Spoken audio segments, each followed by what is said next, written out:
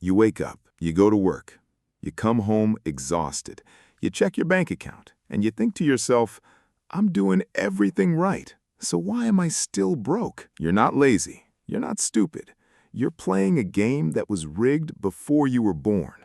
And today, I'm going to show you exactly why most people will never be rich, not because they don't work hard, but because the rules are designed that way.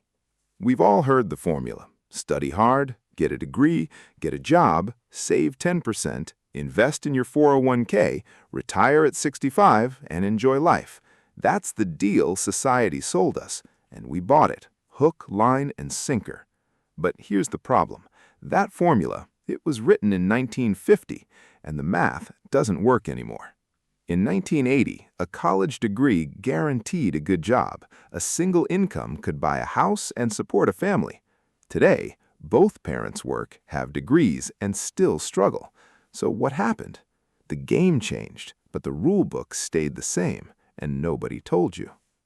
And when you ask why you're broke, people give lazy answers. Oh, people just don't work hard enough. They waste money on avocado toast and lattes. If they stopped buying iPhones, they'd be millionaires. Really? Let's check the data. In the last 50 years, worker productivity went up 65%. Wages? Basically flat. So people are working more and earning less. It's not a work ethic problem, it's a math problem. The average person can't save their way to wealth because everything they need keeps getting more expensive. Housing, education, healthcare, the three things you can't avoid, and all three have exploded in price. But here's what nobody explains. It's not an accident, it's a design feature. Let's look at housing. In 1980, the average house cost 3 times the average salary. Today, 8 times. Same house, same wood, same roof, but now it costs 3 decades of your life. And if you rent, you're paying someone else's mortgage while getting 0 equity in return. Education is the same trap. A degree that cost $10,000 in 1990 now costs $100,000, and wages for graduates barely moved. So you start life with a mountain of debt before you even earn your first paycheck. Healthcare? Don't even get me started. One accident can wipe out a decade of savings, and every year insurance costs more but covers less. These aren't luxuries, they're the cost of existing, and that cost keeps rising. So why is everything getting more expensive? People say inflation like it's a natural disaster. It's not. It's a policy choice. In the last 5 years, central banks printed more money than in the previous century combined. Trillions and trillions of new dollars.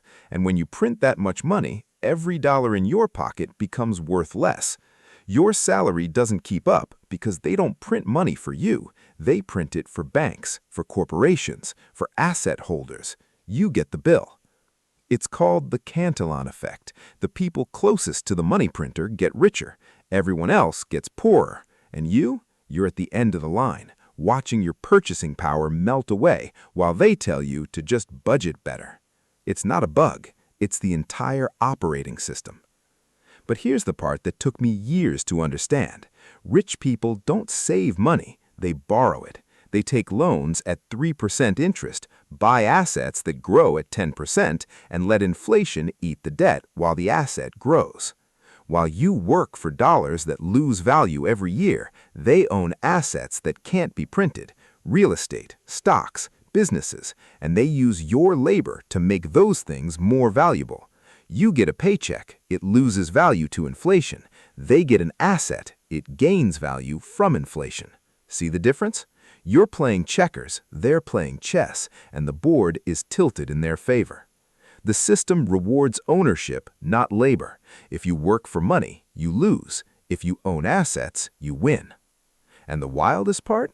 This isn't a conspiracy. It's not a secret. It's not even illegal. This is the design. The system isn't broken. It's working exactly as intended. They don't want you to be rich. They need you to work, to consume, to borrow, to pay interest forever. Because if everyone got rich, who would do the work? Who would drive the trucks, stock the shelves? Who would pay rent to the people who own everything? So next time someone tells you to just work harder, or just save more, or stop buying coffee, remember what game you're actually playing. You're not failing, you're following rules that were written to make sure you stay exactly where you are. The question isn't why you're not rich yet. The question is, are you going to keep playing by their rules?